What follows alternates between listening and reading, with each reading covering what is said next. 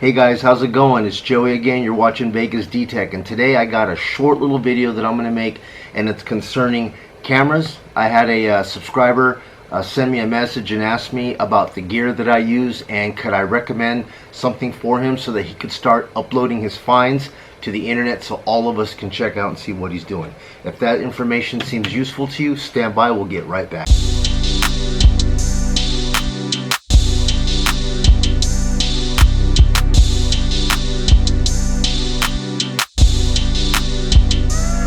Alright guys, so I'm answering an email here that I got from Ethan in Vancouver, and it says, "Love your channel, could you help point me into some affordable camera gear? I can also record my detecting finds and post them onto YouTube. Appreciate your help, keep pumping out those videos." Ethan, thank you so much for watching my videos, and I'm going to see what I can do instead of just typing all these comments and wasting a bunch of time. I think it'd be a lot better if I just went ahead and made a short little video showing you what I have. Alright man, so quick story. When I first started this channel, I actually began in 2016, and I didn't know anything about detecting and how I could actually record my finds in the field. So all I ended up doing was I was just doing reviews on detectors. And quite funny enough, this was the little guy that I used right here. And it was just, I was about to throw this thing away and give it to Goodwill. Little Sony Handycam. I mean, who's using this anymore, you know? But that's what I had, and I actually set this up on a little podium, and I was actually getting my detectors and actually showing them off how they worked. You know, the like my first detectors I had were like Tesoros, and you know, the Delta 4000 and the Technetics line of detectors, and that's what I was using at first. And this is the camera that I used. And then I was just using, you know, my cell phone. The cell phone, I would just hold it and I would dig little holes and try to record my cell phone. And man, I didn't have a system down, you know. And then as the channel progressed, somebody turned me on. I didn't have a whole lot of cash and budget, you know. And I went ahead and started buying one of these little cheap little guys here. These little like eBay, I don't know if you can see that or anything, but it's just one of those eBay 4K type of cheap GoPro wannabe type of cameras, and they worked okay. I mean, you know, they say ignorance is bliss. If you've never used anything good, how do you know that what you have sucks? You know, and I just used this, and after a while the microphone went out on it, and I'd be in the middle of a video, and then all of a sudden I'd have no audio, and I'm like, what's going on with this thing? And I just finally had enough. So one day I decided, you know what, I'm going to take the plunge. I asked another YouTube channel, I asked these other guys here, I said, hey, could you help me out? What kind of gear are you guys using when you're actually filming your digs? And the guy just flat out told me, he goes, there's a lot of stuff out there that you can buy, but what I would just recommend is just going ahead and getting the GoPro 7 Hero Black. Alright? And I know nothing about GoPro. Not GoPro 1, 2, 3, 10, 20. I don't know anything about that. I am not a videographer. I am not a photographer. I'm not any kind of grapher. So this right here was just something that I decided to go out and buy and check out. And I checked on Facebook Marketplace, and I met a girl that went to local UNLV that was in photography. She had one of these. She sold this to me. I think I paid like 200 bucks for it. And I liked it so much, man. I liked it so much that I ended up getting 2 of them. Yes, that's how much I like the GoPro 7 Hero Black. And some of the reasons why I like this, okay, and once again, I'm telling you, I'm not going to give you specs and how it works and check this out. Mainly because you can go on YouTube right here and find all that information. I'm just going to give you why I chose to go with this here and the reasons that I think that this was also great. Number one, waterproof. Okay, it already comes in a waterproof casing that's rubberized, and you can get it wet and drop it in the water and so forth. Whereas the other one, I had to put inside this ugly case, right? And then when you put it in that case, it cuts the microphones out, and just ugly sound. And once again, the microphone died on that, so there it is there, right? And the fact that it's waterproof, that really helped me out, because I don't have to worry if it starts to rain on this. Big deal. I can continue to push through with my videos. Number one. Number two, I like the touchscreen. The touchscreen on this is very, very proper. The other one, it didn't really work for me because you had to navigate. The screen through push buttons. Where with this stuff right here, you know, I was just able to just utilize the little push buttons in this, and it's very sensitive and follows exactly my touches, and I can just get into the basic information settings that I need, because I don't need to get into all this depth of ISOs and stuff like that, because like I said, I don't understand photography. I just need to get this thing clear, working, and get out there and get to detecting. I have enough on my mind as it is, trying to make a good video and find something useful detecting. I just need something simple. So simplicity of that user interface, being touchscreen and so forth, absolutely perfect. Okay. Also, the integration on this between this and the cell phone, the GoPro app that you load on your cell phone, you can control everything on this camera just through that, and you could use it as a viewfinder. You know, so just looking at that, you could adjust all the settings on your phone, set it up the way you want, hit record, and boom, you're on your way. Okay. So that was number two, is the touchscreen. Number three, the image stabilization. Okay. When I was using this camera right here, the image, it says 4K. I guess that's the only selling point on it, is 4K.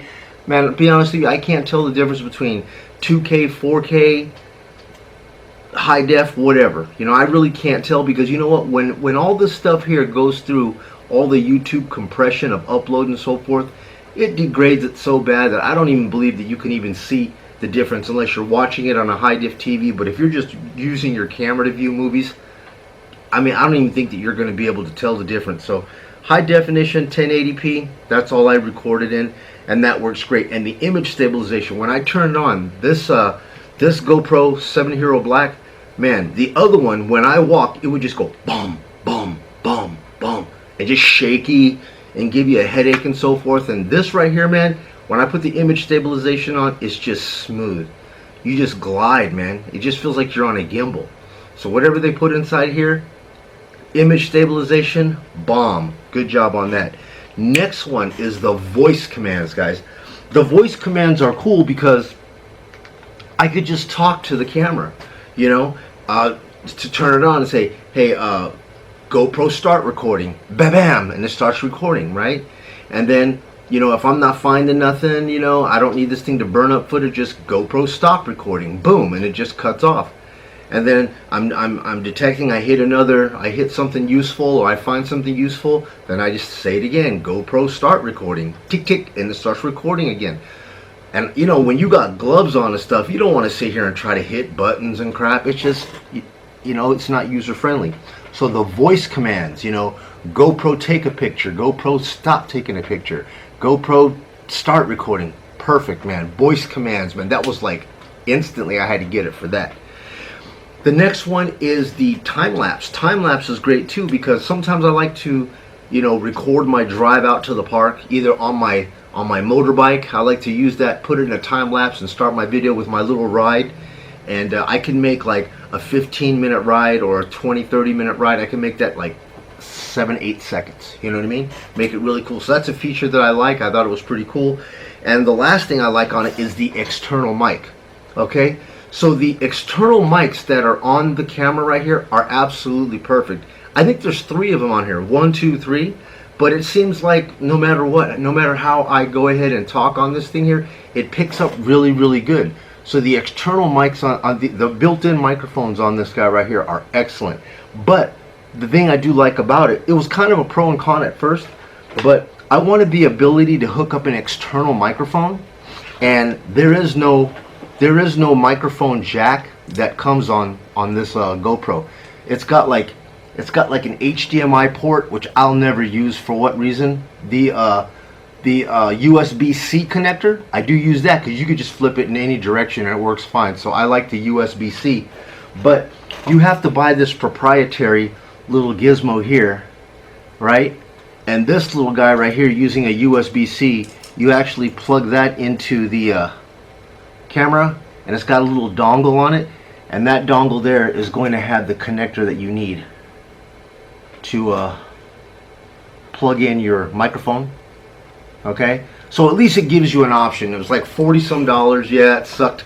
It should have been able to have that in there from the beginning, but it didn't.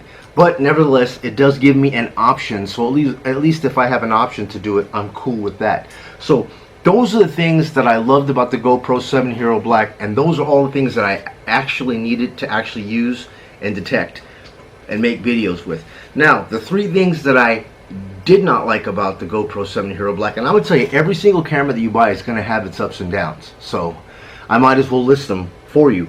Number one, overheating. This thing does overheat. It gets really hot, man. I mean, really, when I touch it, I can feel it on my chest, and when I touch it, I can feel it getting hot, and sometimes, you know, it'll just shut off because it gets too hot. Then I open it up, and I pop open the battery door, and then I pull out the battery, pow, and this battery would be boiling hot, man, and then I'm blowing inside here, and like I can just feel the heat just billowing out of there, bro. Like seriously, for something this small with the circuitry that's inside of it to get that hot, I don't know why it gets that hot, man, but it does get hot. So the overheating problem was number one.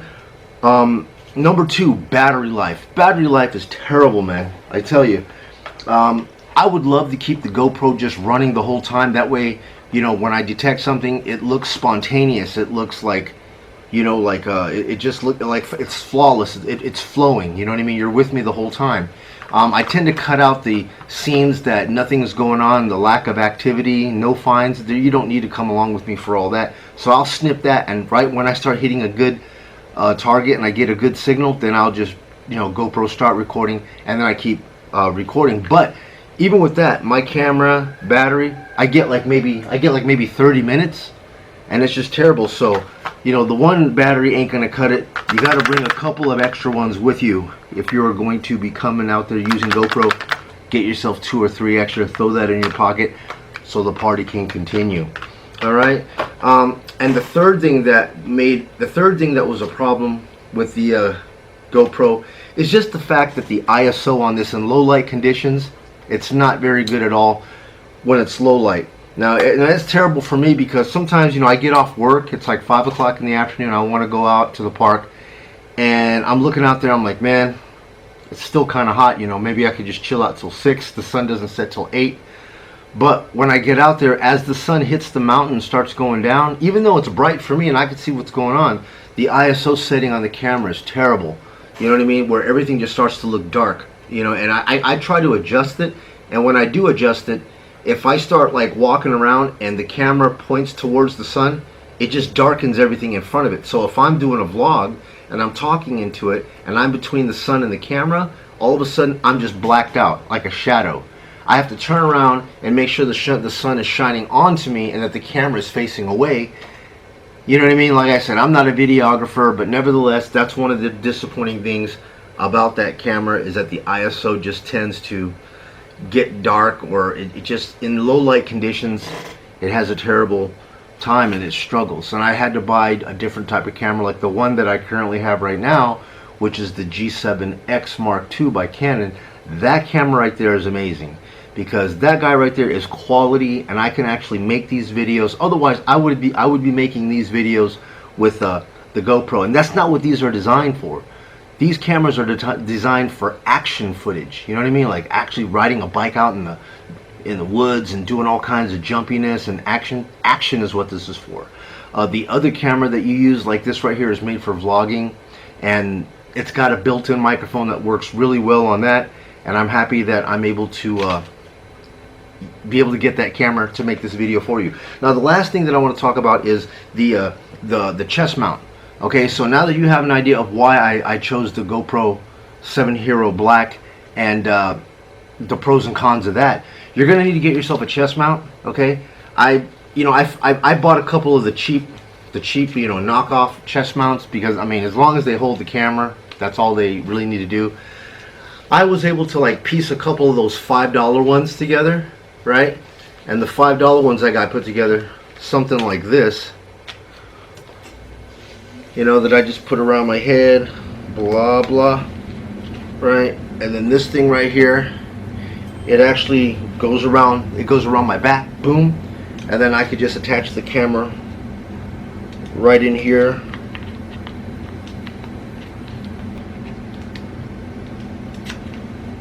Alright, like that, right? And this works really great because with this guy right here, you're gonna need to have the ability to swivel your camera up and down. Okay, so they make stuff here. I see some of these guys using these head things, you know, blah blah blah.